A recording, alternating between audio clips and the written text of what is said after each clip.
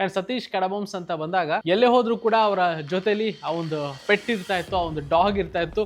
ನಾಯಿಗಳನ್ನೇ ಕರ್ಕೊಂಡೋಗಿ ಪಬ್ನಲ್ಲಿ ಒಂದು ಬರ್ಡೇ ಪಾರ್ಟಿನ ಆಚರಣೆ ಮಾಡ್ತಾ ಇದ್ರು.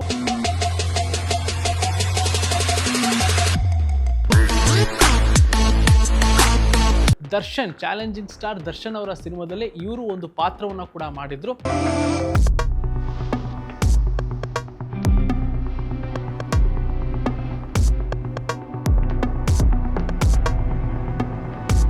ಇವರು ಸಾಕಿರುವಂತದ್ದು ಕೋಟಿ ಕೋಟಿ ಬೆಲೆ ಬಾಳುವ ನಾಯಿಗಳನ್ನೇ. ನಮಸ್ತೆ, ನೀವು ನೋಡ್ತಾ ಇದ್ರ ಫಿಲ್ಮ್ ಬೀಟ್ ಕನ್ನಡ. ನಾನು ಯಶವಂತ್.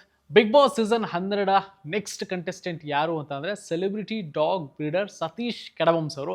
ಸೊ ಇವ್ರನ್ನ ಕೋಟಿ ನಾಯಿಗಳ ಒಡೆಯ ಅಂತಾನೆ ಕರೆಯಲಾಗುತ್ತೆ. ಬಿಕಾಸ್ ಇವರು ಸಾಕಿರುವಂಥದ್ದು ಕೋಟಿ ಕೋಟಿ ಬೆಲೆ ಬಾಳುವ ನಾಯಿಗಳನ್ನೇ.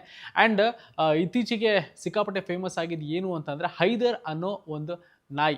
ಸೊ ಅದಕ್ಕೆ 20 ಕೋಟಿ ಬೆಲೆ ಬಾಳುತ್ತೆ ಅಂತ ಹೇಳಲಾಗ್ತಾ ಇತ್ತು. ಸೊ ಅದ್ರ ಮೂಲಕ ಸಾಕಷ್ಟು ಪ್ರಮೋಷನ್ ಇನ್ನೂ ಕೂಡ ಈ ವ್ಯಕ್ತಿಗೆ ಸಿಗುತ್ತೆ. ಆ್ಯಂಡ್ ಇವರ ಬಗ್ಗೆ ಹೇಳಬೇಕು ಅಂತ ಅಂದರೆ ದರ್ಶನ್, ಚಾಲೆಂಜಿಂಗ್ ಸ್ಟಾರ್ ದರ್ಶನ್ ಅವರ ಸಿನಿಮಾದಲ್ಲಿ ಇವರು ಒಂದು ಪಾತ್ರವನ್ನು ಕೂಡ ಮಾಡಿದ್ರು, ದರ್ಶನ್ ಅನ್ನೋ ಒಂದು ಸಿನಿಮಾದಲ್ಲಿ. ಸೊ ಅದಾದ ನಂತರದಲ್ಲಿ ಆ್ಯಕ್ಟಿಂಗ್ಗೆ ಫುಲ್ ಸ್ಟಾಪ್ ಇಟ್ಟು ಕಂಪ್ಲೀಟ್ ಆಗಿ ಒಬ್ಬ ಸೆಲೆಬ್ರಿಟಿ ಡಾಗ್ ಬ್ರೀಡರ್ ಆಗಿ ಹೊರಹೊಮ್ತಾರೆ. ಆ್ಯಂಡ್ ಒಂದಷ್ಟು ಸೆಲೆಬ್ರಿಟಿಗಳಿಗೆಲ್ಲ ಏನಿದೆಯಲ್ಲ ಇವರು ಸ್ವತಃ ಡಾಗ್ಗಳನ್ನು ಕೊಡ್ತಾ ಇದ್ರು.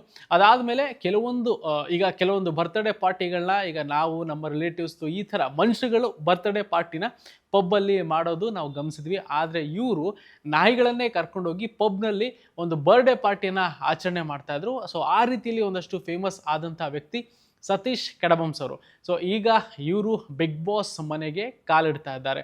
ಆ್ಯಂಡ್ ಸತೀಶ್ ಕಡಬಮ್ಸ್ ಅಂತ ಬಂದಾಗ ಸ್ವಲ್ಪ ಎಂಟರ್ಟೈನ್ಮೆಂಟ್ ಫೀಲ್ಡ್ ಲಿಂಕು ಕೂಡ ಇದೆ.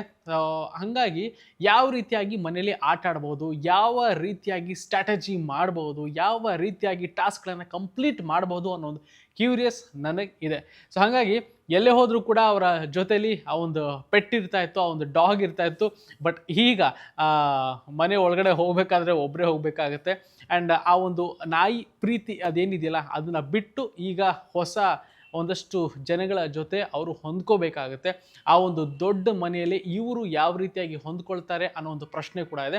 ಆ್ಯಂಡ್ ಇತ್ತೀಚೆಗೆ ಕಳೆದ ಒಂದಷ್ಟು ತಿಂಗಳ ಹಿಂದೆ ಒಂದು ಚಿಕ್ಕ ಕೇಸ್ ಕೂಡ ಆಗಿತ್ತು, ಅದು ಇನ್ಕಮ್ ಟ್ಯಾಕ್ಸಿಂದ. ಸೊ ಅದರಿಂದ ಎಲ್ಲ ಕ್ಲಿಯರ್ ಮಾಡಿಕೊಂಡು ಅವ್ರು ಆಚೆ ಬಂದಿದ್ದರು. ಆ್ಯಂಡ್ ನಾವು ನಮ್ಮ ಚಾನಲಲ್ಲಿ ಒಂದಷ್ಟು ಇಂಟರ್ವ್ಯೂಗಳನ್ನ ಕೂಡ ನಾವು ಮಾಡಿದ್ವಿ. ಆ್ಯಂಡ್ ಇತ್ತೀಚೆಗೆ ಅವರು ಹೇಳಿದ್ದೇನು ಅಂತಂದರೆ ಇನ್ನೊಂದು ದೊಡ್ಡ ಬಜೆಟ್ನ, ದೊಡ್ಡ ಮೊತ್ತದ ನಾವು ಆದಷ್ಟು ಬೇಗ ಒಂದು ಪೆಟ್ನ ಲಾಂಚ್ ಮಾಡ್ತೀನಿ ಅಂತ ಹೇಳ್ತಾ ಇದ್ರು.